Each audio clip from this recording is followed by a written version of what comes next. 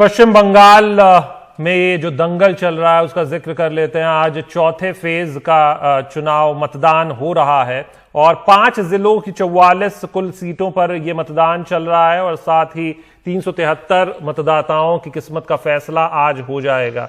लेकिन एक बड़ी खबर आ रही है कूच बिहार से, जहां पर टीएमसी और भाजपा के जो कार्यकर्ता हैं उनके बीच में कुछ हिंसा की खबर है, जिसमें 4 लोगों की मौत की खबर आ रही है। आपको बता दें टीएमसी और भाजपा के कार्यकर्ता भिड़े हैं, इसमें बमबारी की भी बात आ रही है, जमकर फायरिंग भी हुई है और दोनों पक्षों में, जिसमें 4 लोगों की अभी तक मौत की खबर है। कुछ लोग घायल हो गए हैं। इसी पर ज्यादा जानकारी के साथ हमारे मैनेजिंग एडिटर मनोरंजन भारती जुड़ रहे हैं। बाबा, इस तरीके की खबरें आ रही हैं, कुछ समय पहले ही हम लोग जिक्र कर रहे थे कि किस तरीके से लग रहा है कि बाबा तक हमारी बात नहीं पहुंच पा रही है, उन पर हम जाने की कोशिश करेंगे, लेकिन ये तस्वीरें आपको हम दिखा देते हैं और साथ ही ये भी बता दें कि कूच बिहार का ये पूरा मामला है जहां से हिंसा की खबरें आ रही हैं, ये आप तस्वीरों में देख सकते हैं। बमबारी भी हुई है, आपसी फायरिंग भी हुई है, लेकिन 4 लोगों की मौत की खबर इसमें आ रही है। टीएमसी कार्यकर्ता और भाजपा के कार्यकर्ता वो आपस में भिड़ गए, ये खबरें आई थी और उसके बाद अब ये खबर आ रही है कि इसमें 4 लोगों की मौत हो गई है। क्या कह रही हैं लॉकेट चैटर्जी, जहां हुगली में भी उन पर भी अटैक की बात वो कह रही हैं, वो क्या कह रही हैं वो सुन लेते हैं।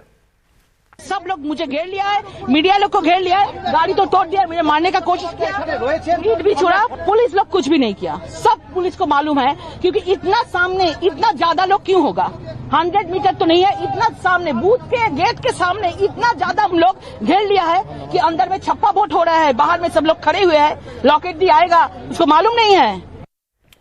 लॉकेट चैटर्जी ये आरोप लगा रही हैं कि उन पर भी हमला हुआ है और कूच बिहार की हम खबर बता रहे थे। हमारे साथ मनोरंजन भारती हमारे मैनेजिंग एडिटर जुड़ गए हैं। बाबा, हम जिक्र ही कर रहे थे कि किस तरीके से ये चुनाव छिटपुट हिंसाओं का दौर रहा है, लेकिन अब ये खबर आना, 4 लोगों की मौत, कुछ घायलों की भी बात सामने आ रही है। इस पूरे मामले में क्या अपडेट है, कैसे ये हिंसा इतनी भड़क गई? देखिए, कुल 5 लोगों की मारे जाने की खबर आई है और ये जो 4 लोग मरे हैं ये जोड़ा पकड़ी गांव है, सीताल कुची जो है वो कंस्टिट्यूंसी है और यहाँ पर बीजेपी के सुशील बर्मन है, टीएमसी के गिरिंदर नाथ बर्मन है और सीपीएम के अशोक बर्मन है। ये सभी चुनाव मैदान में, इनमें यहाँ से खबर है कि टीएमसी और बीजेपी के कार्यकर्ता आपस में उनके बीच संघर्ष हुआ है, बमबारी हुई है, उसके बाद जो है पुलिस की फायरिंग हुई है पैरामिलिट्री फोर्सेज के, जिसमें 4 लोगों के मारे जाने की खबर है।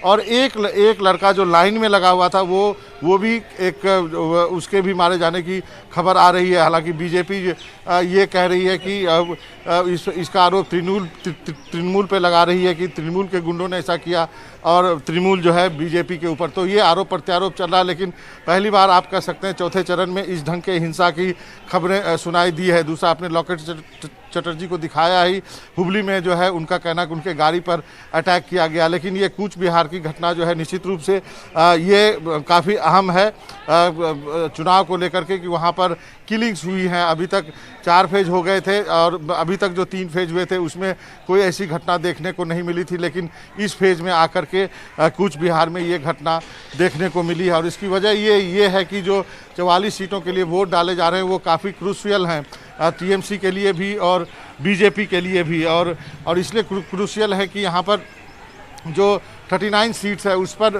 टीएमसी पिछले बार जीती थी, तो अब अपनी पकड़ बरकरार रख पाती है या फिर यही एक इलाका है। यदि खासकर मैं नॉर्थ बंगाल के इलाके की बात करूं, कूच बिहार और उधर के इलाके में, वहां पर बीजेपी को लगता है कि वो अपने पांव पसार सकती है, फैला सकती है, इसलिए ये संघर्ष भी इसी का नतीजा है। हमारे 2 मेहमान हमारे साथ जुड़े हुए हैं, चितिता हैं हमारे साथ और विनोद शर्मा। चितिता से सबसे पहले मैं आपसे जानना चाहूँगा, दिल्ली से जब मैं आया तो एक भावना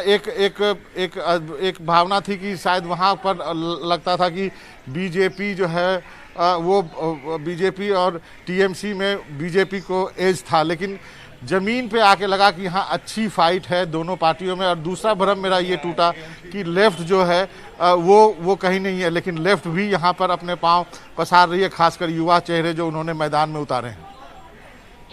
देखिए मनोरंजन जी, आपसे जब हमारी पहले भी बात हुई थी, मैंने ये बात खास करके कहा था कि पोलराइज स्टेट है, टीएमसी को भी एज है, और जहां आप खड़े हैं, जो नॉर्थ बंगाल जो इलाका है, यहाँ पे काफी हद तक बीजेपी ने इनरोड्स बनाए हैं, क्योंकि ये बॉर्डर एरियाज हैं। यहाँ बीजेपी की एक अच्छी पकड़ हमें देखने को मिलेगी। दूसरी बात, जहां तक लेफ्ट की बात है, लेफ्ट यहाँ थर्ड फोर्स है, पर लेफ्ट और आईएसएफ का जो एक कॉम्बिनेशन बना है कांग्रेस के साथ, ममता बनर्जी तृणमूल कांग्रेस को डर यही है कि इनका जो माइनॉरिटी वोट अब तक जो तृणमूल के पास था, इसमें एक डिवीजन कर सकती है लेफ्ट। इसी वजह से हमने देखा कि काफी जगह पे लास्ट फेज में भी और इस फेज में भी जो साउथ 24 परगनाज में जहां आज भी कई जगह पे इलेक्शंस लड़े जा रहे हैं, वहां पे डायरेक्ट फाइट आईएसएफ के साथ तृणमूल का हम देख पा रहे हैं। कलकत्ता से लगा हुआ भी जो इलाका है, वहां पे भी आज काफी फाइट्स, काफी संघर्ष के घटनाएं घटी हैं। और जहां तक बीजेपी का सवाल है, बीजेपी एक अर्बन वोट जहां पे है वहां कोशिश कर रही है। काफी सारे जगह पे जो मैंने कहा कलकत्ता से जो लगे हुए जो इलाके हैं, वहां पे बीजेपी अपना इंडोर्स बनाने की कोशिश कर रही है। आपके बॉर्डर एरियाज में है हुगली, जहां पे काफी हद तक एक माइनॉरिटी वोट है, पर बाकी जो हिंदू वोटर्स हैं उनको पोलराइज करने की कोशिश बीजेपी की जारी है। तो आप देख रहे हैं कि थर्ड फेज से लेके फोर्थ फेज तक आपका जो टेक्निक है, जो तृणमूल कांग्रेस का टेक्निक है, वो काफी शिफ्ट हो रहा है, और वो माइनॉरिटी को साथ लेके जो मेजॉरिटी हिंदू वोटर्स है, एक अहम बात भी है चित्रिता, क्योंकि जो आपने कही कि तृणमूल के साथ मैं यहाँ पे एक बात शशांक एक मिनट मैं अपनी बात एक यहाँ पर जोड़ना चाह रहा हूँ, विनोद को यहाँ पे लाना चाह रहा हूँ। विनोद, जो बात चित्रिता ने कहा उसको मैं अब आपके सामने रखता हूँ। जो तृणमूल की कोशिश है कि majority of minority vote, minority of majority vote plus महिला वोट, ये कॉम्बिनेशन लेके तृणमूल कह रही है कि वो ये इनका विनिंग कॉम्बिनेशन है। लेकिन बीजेपी का कहना है कि जितनी भी हिंदी स्पीकिंग है और मेजॉरिटी ऑफ जो मेजॉरिटी वोट उसके सहारे और मटुआ के सहारे और बाकी फ्रिंज जातियों के सहारे वो सत्ता में आना चाहती है। विनोद, देखिए, दो बातें शुरू में हमको ध्यान में रखनी चाहिए कि इस इलाके में ये पहली बार है कि नॉर्थ बंगाल का कोई इलाका इलेक्शन में जा रहा है चौथे चरण में। ये पहली बार है कि 2016 में टीएमसी को 39 सीटें मिली थी 44 में, और 2019 में वो फिर 25 हो गई 44 में। तो मुख्य कारण ये था कि जो लेफ्ट का वोट था वो बीजेपी की तरफ खिसक गया पार्लियामेंट्री इलेक्शन में, क्योंकि 2016 के इलेक्शन में जो एंटी टीएमसी वोट जो बढ़ा हुआ था वो कंसोलिडेट होकर चला गया बीजेपी के साथ। और इसलिए बीजेपी का जो परफॉर्मेंस 2019 में, अगर हम जो असेंबली सीट के हिसाब से देखें, लोकसभा सीट्स को असेंबली सीट के हिसाब से देखें, तो वो उनका परफॉर्मेंस बहुत बेटर हो गया और 25 सीटों पे उतर गई टीएमसी। अब कोशिश ये है, अब आप जैसे कह रहे हैं कि वहां पर लेफ्ट जो है अच्छे से लड़ रहा है और जो तीसरा मोर्चा बना है वो अच्छे से लड़ रहा है। ये तीसरा मोर्चा मेरी नजर में मनोरंजन दो धारी तलवार होने वाला है, ये दोनों को नुकसान हो जाएगा। अगर ये तीसरा मोर्चा अपना जो वोट है वो वापस अपने पास रख सकता है और कुछ जगह जीत सकता है, तो ये बीजेपी को भी हर्ट करेगा और टीएमसी को भी हर्ट करेगा, खासकर जो अकलियतों के वोट है, जो माइनॉरिटीज के वोट है उस संदर्भ में। अब रही बात नॉन बंगाली स्पीकिंग इलेक्टोरेट की, जिसका आपने हवाला किया, तो वहां पर नेपाली स्पीकिंग और हिंदी स्पीकिंग भी लोग हैं, और जो शायद ममता बनर्जी के जो आउटसाइडर का जाइब है बीजेपी के खिलाफ कि ये लोग बाहरी लोग हैं जो बंगाल में आके अपना वर्चस्व बनाना चाहते हैं, वो उन पे असर करता है नहीं करता, ये देखने वाली बात है। और दूसरा, बीजेपी का हिंदू मुस्लिम जो फ्लैंक रहता है, क्या वो असर करता है नहीं मुसलमानों पे कि वो एकजुट होकर टीएमसी के साथ वोट डाले निस्बत के तीसरे मोर्चे के साथ? तो ये बड़े प्रश्न हैं जिनका जवाब हमको इन 44 सीटों में शायद मिलेगा जब रिजल्ट्स आएंगे अगले महीने। बिल्कुल, ये 44 सीटों के बाद भी करीब करीब 150 सीटों से ऊपर अभी और तो चुनाव 203 सीटें बची हुई हैं। हाँ, अभी इसको मिला के 203 है विनोद जी। लेकिन सवाल मेरा, वो चित्रिता ने जो बात कही उसी से जुड़ा हुआ है। उन्होंने कहा कि टीएमसी और आईएसएफ उनकी कुछ जगहों पर टक्कर देखने को मिल रही है। तो जो आपने जवाब दिया कहीं ना कहीं, और ये सवाल मैं पहले भी पूछ रहा था जो हमारे और भी गेस्ट आए थे, वो ये कि जब आप एक कंटिन्यूअस ग्रोथ देखते हैं भाजपा की 2011 से लेकर 2019 तक, और ये मैं विधानसभा चुनावों की भी बात कर रहा हूं और ये मैं बात कर रहा हूं लोकसभा चुनावों की भी, 1% से 1.5% से वो 9% पर आते हैं, 9 से वो 37% पे आते हैं। ठीक है, सीपीएम के सारे वोट्स उन्होंने खाए, लेकिन अब ऐसे में उनकी डिप होने के लिए कोई एक वजह होना जरूरी है। तो ऐसे में क्या लगता है कि अहम रोल जो है वो फिर ये जो तीसरा फ्रंट है, जैसे कि आपने कहा, उसका हो जाता है। अगर वो कुछ भी ग्राउंड गेन करता है तो वो नुकसान सीधा भाजपा को होगा? नहीं, दोनों को होगा। मैंने आपको बताया क्योंकि भाजपा जो थी 2019 के इलेक्शन में लेफ्ट का वोट बटोर ली थी अपने पास, और कांग्रेस का भी बटोर ली थी काफी हद तक जी। तो वो जो उन्होंने वोट बटोर लिया था, फिर वो वोट वापस कांग्रेस और लेफ्ट के पास जाता है, और ये फुरफुरा शरीफ के जो उनका तीसरा जो पार्टी बना है और जाता है, तो उसमें ये आकलन करना पड़ेगा बाद में जब आंकड़े आएंगे देखकर कि भाई किसने कितना नुकसान उठाया।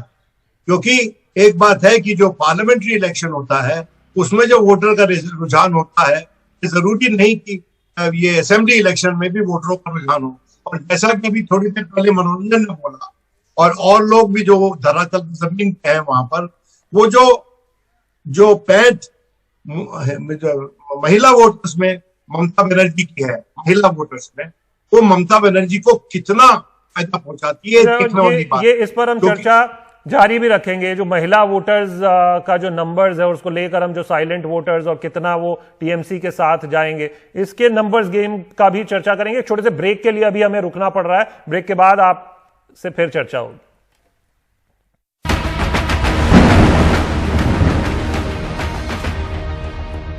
तो हमारे साथ हमारे मेहमान भी बने हुए हैं, शिखा जी हैं, विनोद जी हैं, और हम चर्चा इस बात पर कर रहे हैं। हमारे साथ मनोरंजन भारती। हाँ बाबा, आप कुछ सवाल पूछना चाह रहे हैं, पूछिए।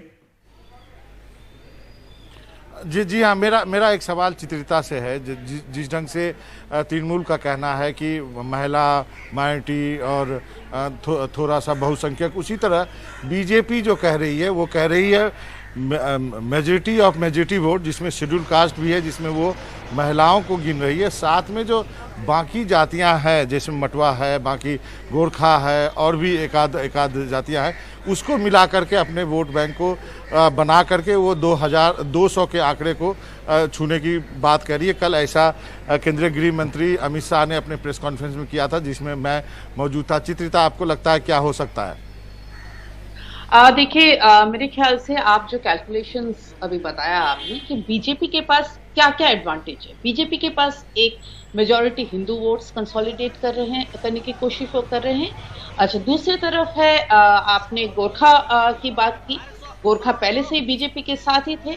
उसमें तृणमूल कांग्रेस ने थोड़ा बहुत डिवीजन करने की कोशिश जरूर की है, पर अभी तक गोरखा वोट्स बीजेपी के पास साथ ही है, ऐसा ही सुनने को मिल रहा है। अच्छा, दूसरी बात है schedule caste, schedule tribes, tribal areas में बीजेपी ने, वो बीजेपी नहीं कहूंगी, आरएसएस ने बहुत पहले से, काफी 3-4 साल से हम देख रहे हैं कि बहुत ही बढ़िया इनरोड्स उन्होंने किया है।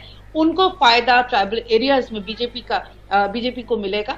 दूसरी का, अगर एससी वोट्स की बात करें, हालांकि तृणमूल कांग्रेस की सरकार ने काफी सारी पॉलिसीज की हैं जो शेड्यूल कास्ट के लिए, पर इसके बावजूद बीजेपी का अच्छा काम वहां देखा गया है।